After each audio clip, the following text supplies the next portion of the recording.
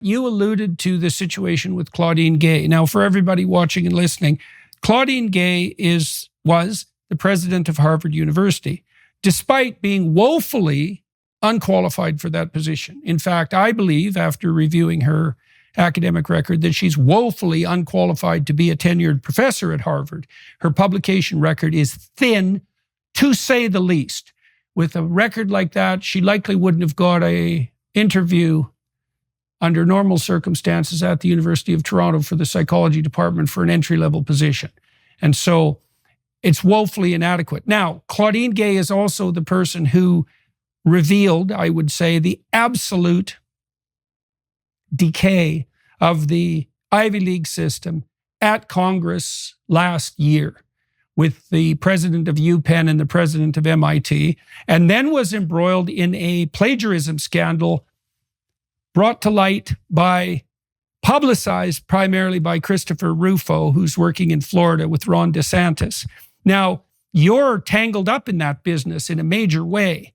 And so you alluded to that earlier, and I also presume that this has at least tangential connection with these attempts that you just described to undermine you and destroy you. So could we walk through the Claudine Gay situation first and then talk about the other more destructive elements of your experience in academia?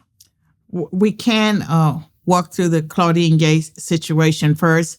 You were very generous to her. As far as I'm concerned, her dissertation, which was heavily plagiarized, and there she used my work to set up a straw man, actually taking one of my conclusions to frame her research question. There was direct verbatim plagiarism, but many ideas that were stolen. I don't call her Dr. Gay. I called her Claudine Gay because to get a PhD, you're supposed to have original work that you defend.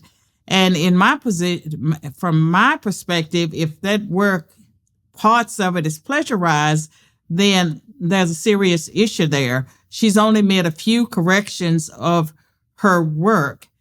And the 11 articles that she published, 3/4 of them were plagiarized. I was not the only person plagiarized. I believe there were maybe 20 people altogether. It's quite a few.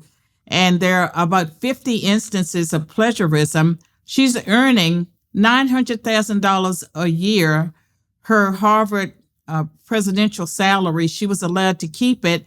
And to add insult to injury, there's a lot of insult to injury when it comes to me because she's never apologized, never reached out to me.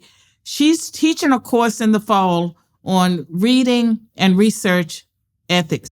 Wow. Okay. So part of the reason I wanted to talk to you was because I was following the Claudine Gay story as it so painfully unfolded, and I learned about you, and then a mystery sort of emerged for me, and maybe you can help me. It's what would you say, dangerous ground to tread on, but I'm going to try to weave my way through it nonetheless. You would think, if you thought about this situation rationally, and maybe even with a certain degree of cynicism, that you would be a much better poster boy for the Democrat progressives than Claudine Gay, because there's the racial issue, obviously, which unfortunately in this day and age can't be overlooked. But Claudine Gay came from a privileged background from an economic perspective, and her family is very powerful, I believe, in Haiti, which is already is something that stirs up all sorts of questions given the state of that country. And she was by no means oppressed, at least on economic grounds. And you came from, well, the archetypal rags to riches situation fundamentally. And you're making claims that Claudine Gay used your original work to build herself a pseudo career and hasn't been called out on it. Okay, so I don't understand why this isn't a much bigger scandal than it is, because I can't imagine anybody situated to be more credible than you to bring up these sorts of allegations, which you just duplicated and even extended, describing your unwillingness even to describe her with her hypothetical academic credential, doctor. And so you're obviously not very happy about this. So what ideas do you believe that she took from you? Why does it matter? What should happen with her? What has happened and what hasn't happened? Like, I know she still has her tenured faculty position at Harvard, and I can't understand that, because if she was crooked enough to be taken out of her position as president for plagiarism, she is clearly, if that was the reason, she's clearly not suitable to be a professor at Harvard. Because in my way of thinking about things, being a professor at Harvard is not a lesser position than being the president of Harvard. That's an administrative position, and it's a key administrative position. But tenured professor at Harvard, that's a very hard thing to manage. And you don't get to have that if there are questions, for example, about whether or not you bloody well plagiarized all of your academic work. So, and I don't understand. Okay, so can you help me? Tell me what's going on. Well, I can tell you that progressives never supported me. Even when I was hired at Princeton, it was the conservative professors that were so delighted at what I presented. And when I was hired, I had a National Science Foundation grant for my dissertation research. I had a Harvard Press contract on my on a book, and I had offers of sign-in bonuses. I had my own short list. Back in those days, I was hired in 1989, started in 1990. They held all professors to high standards. And to get tenured in the Ivy League, you had to have path-breaking work. The work needs to be considered seminal. And I met those standards. But early on, the progressives did not like me. One of the professors who is at Harvard today, I could name her. She is a friend of Claudine Gay. But she set me down the first week I was on campus and told me that I acted as if I didn't need Black people, that I couldn't trust white people, that white people would sail me down the river. And so I was never the poster child for the progressives because I did not fit their narrative. And I was told many times that I did not need to share my background because I've always shared where I came from. That was always an embarrassment to the progressives. And so look at Claudine Gay.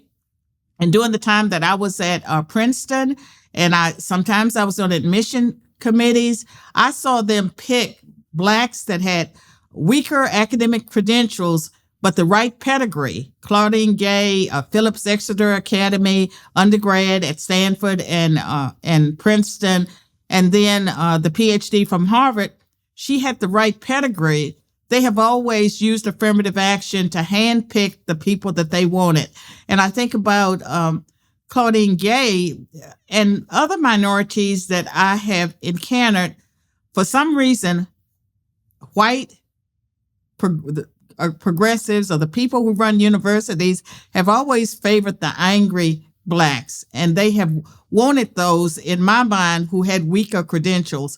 And so I was never rewarded. I never received a cheered position while I was in academia, and the environment was just not conducive to my thriving. And I left academia in 2017. The immediate catalyst for that was 2016. I wrote an opinion piece criticizing Islam. It created a firestorm. My circumstances changed.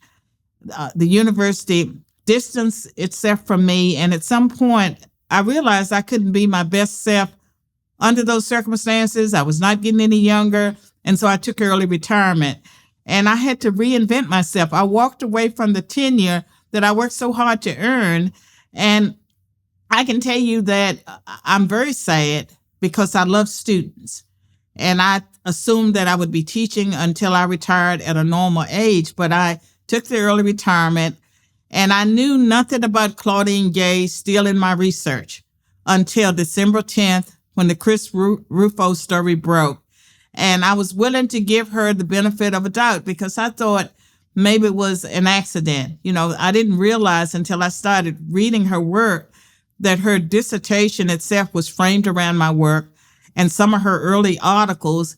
And she essentially set up a straw man using my work without doing it the way professors are taught to disagree.